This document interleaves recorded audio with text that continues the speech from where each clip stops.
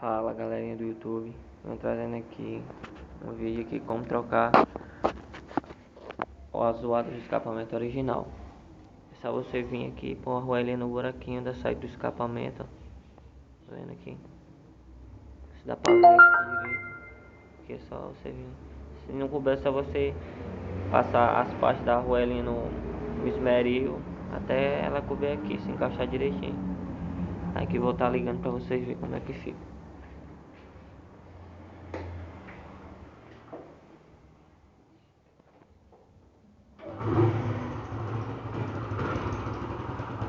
Este é Bahia.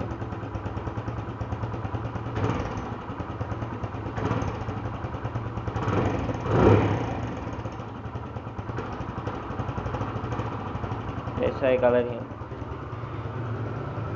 Deixa o like, se inscreve no canal aí pra estar ajudando. E até o próximo vídeo. Tchau, tchau, valeu.